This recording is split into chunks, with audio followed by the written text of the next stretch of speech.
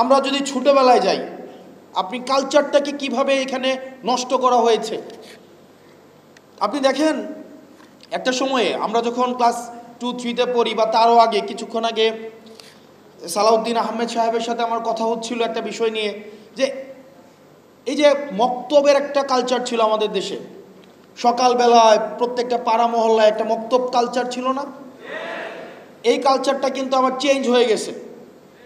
এটা কিন্ডারগার্টেনের মধ্য দিয়ে এটা প্রতিস্থাপিত হয়েছে। আমরা বলছি না কিন্ডারগার্টেনের শিক্ষা ব্যবস্থা কোনোভাবেই অনুপযোগী, অবশ্যই উপযোগী এবং প্রয়োজন, কিন্তু দুইটার ভারসাম্য রক্ষা করা যেত।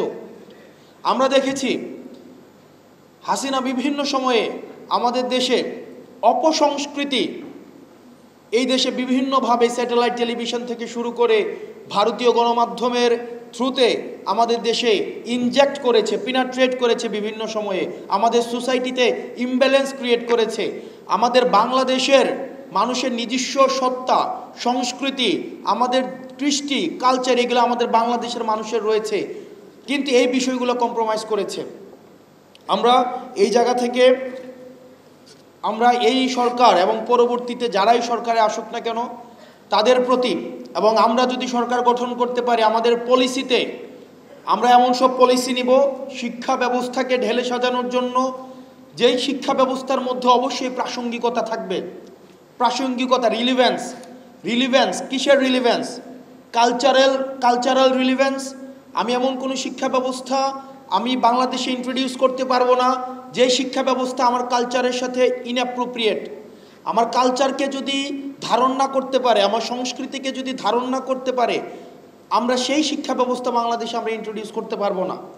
তো সুতরাং কালচারালি অ্যাপ্রোপ্রিয়েট শিক্ষা ব্যবস্থাকে আমাদের বাংলাদেশে ইন্ট্রোডিউস করার জন্য আমাদের পলিসিতে অবশ্যই রিফ্লেক্টেড হবে, নাম্বার 1। নাম্বার 2, আমাদের দেশে দেখেন আমাদেরকে অসাম্প্রদায়িক বানানোর চেষ্টা করা হয়েছে দীর্ঘ 15-20 বছর ধরে। আমরা অসাম্প্রদায়িক, বিষয়টি মোটেও এমন না। অ্যান্টিব্যাকটেরিয়াল অ্যাডিটিভ যুক্ত সেরা ওয়াটার ট্যাঙ্ক বিশুদ্ধ পানিতে ব্যাকটেরিয়া জন্মাতে দেয় না।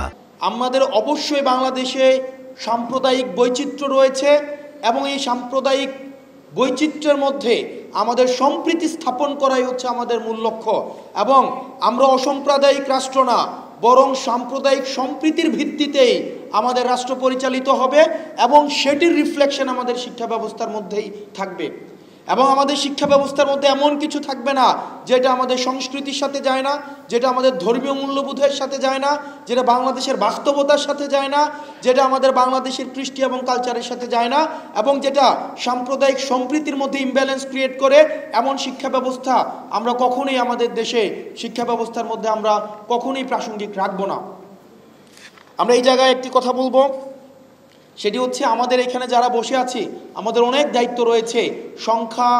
আমাদেরকে সংখ্যায় আমরা মুসলমান অনেক বেশি, বাংলাদেশে মুসলমান বেশি না সংখ্যায়? সুতরাং দায়িত্বটা আমাদের বেশি, আমাদের দায়িত্বটা অনেক অনেক বেশি। আপনি সংখ্যাগুরু সংখ্যায়, কিন্তু আপনার দায়িত্বও হবে সংখ্যাগুরু। আমাদের দেশে অনেক সম্প্রদায়ের লোক আছে না, অনেক সম্প্রদায়ের মানুষ আছে না? আমরা এক্সাম্পল, চলেন আমরা একসাথে একটা উদাহরণ তৈরি করি, সারা পৃথিবীর সামনে একটা উদাহরণ তৈরি করি। এবার পূজা আমরা উদাহরণ তৈরি করেছি, আমাদের হাতেই হচ্ছে যারা তথাকথিত আমরা তাদেরকে সংখ্যালঘু মনে করি না, তারা বাংলাদেশের আমাদের ইন্টিগ্রাল একটা পার্ট, অবিচ্ছিন্ন একটা অংশ, তারা আমাদের কাছেই সবচেয়ে বেশি নিরাপদ। ভারত বারবার তাদেরকে দেখানোর চেষ্টা করেছে, বিভিন্ন সময় হাসিনার সময় দেখানোর চেষ্টা করেছে হাসিনা ছাড়া নাকি মাইনরিটিরা বাংলাদেশে নিরাপদ নয়, কিন্তু আমরা উদাহরণ তৈরি করতে পেরেছি হাসিনা ছাড়াই আমাদের কাছে যারা সংখ্যালঘু রয়েছে তারাই সবচেয়ে বেশি নিরাপদ।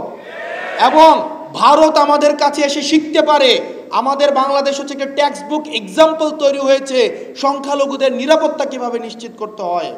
আমরা ভারতকে আমন্ত্রণ জানাবো, বাংলাদেশে এসে দেখে যান কিভাবে সংখ্যালঘুরা তাদের যেই মানবিক অধিকার, তাদের যে সাম্প্রদায়িক অধিকার নিয়ে মর্যাদার সাথে বাংলাদেশে বসবাস করতে পারে। এবং এই বিষয়গুলোই আমাদের শিক্ষা ব্যবস্থা, সামগ্রিক জীবন ব্যবস্থা, আমাদের সামাজিক ব্যবস্থার মধ্যে আমরা ইনক্লুড করবো ইনশাআল্লাহ।